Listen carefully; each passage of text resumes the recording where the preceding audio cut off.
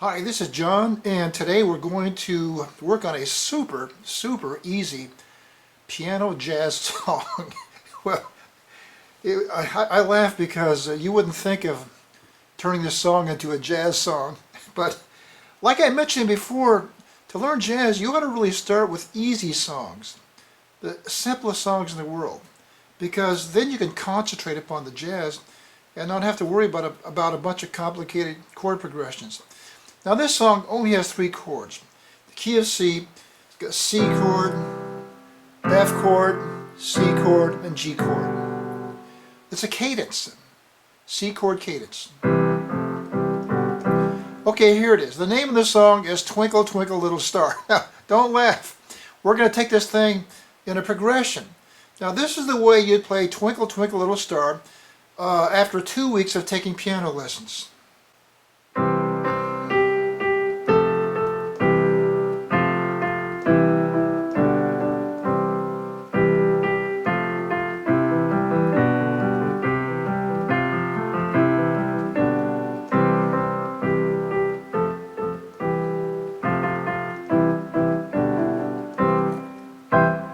Okay, now, so what can we do with this? Well, we could take the same melody and just change the chords. Now when I played Twinkle Twinkle Little Star using the key of C, I was using C chord, F chord, and G chord. But you know, if you use jazz chords, you could put a lot of jazz chords in there, or you could actually reduce the number of jazz chords. We could just use 2 jazz chords in place of 3 triad chords. So in place of C, F, G, we're going to use C major 7th and D minor 7th. Just those 2 chords. So now let's listen to it again using C major 7th, D minor 7th.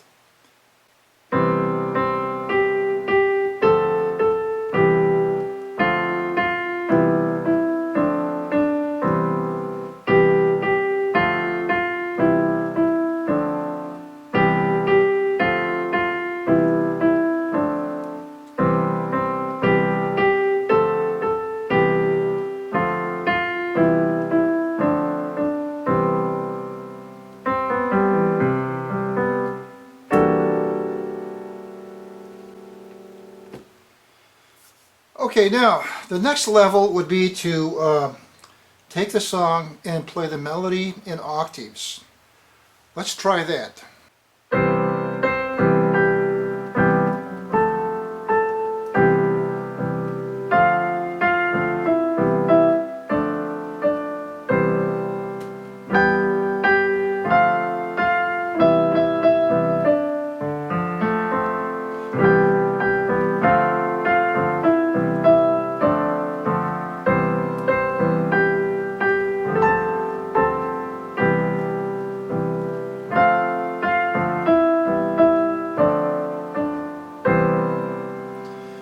So that was pretty easy. I mean, you just have these 2 chords, C major 7th, D minor 7th. So all you have to do is just go back and forth between these 2 chords instead of playing the 3 triad chords. But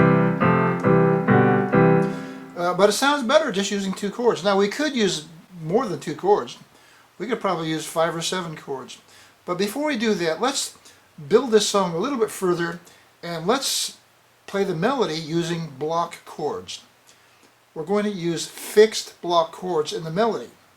Now if we do that, you want to focus on the idea of playing octaves and then just fill in with a root chord in the key of C major.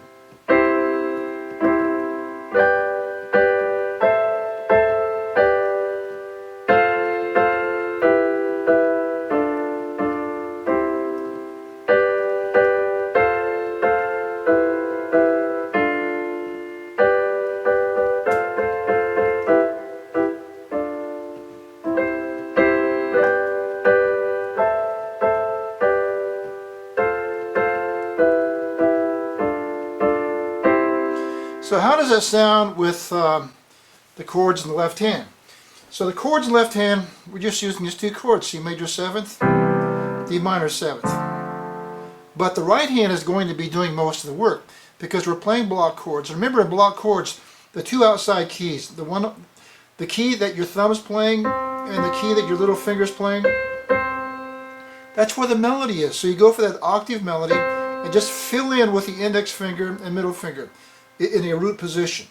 So using this block chord system with the left hand jazz chords, let's give it a try and see how it sounds.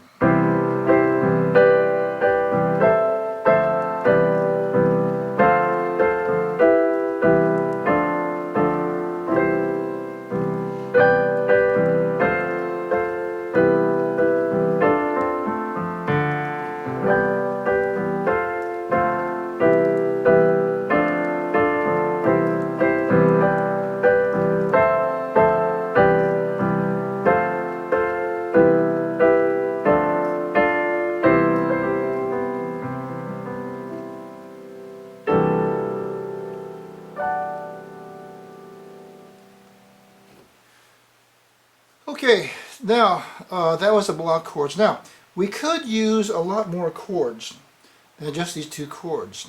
We could use, obviously, C major 7th, we could use D minor 7th, we could use E minor 7th, we could use F major 7th, F diminished 7th, we could use E diminished 7th, and we could use D diminished 7th, and we could use G7. And we could use C major 7th, C diminished 7th. So a lot of different chords we could use on this. So we'll give this a try here.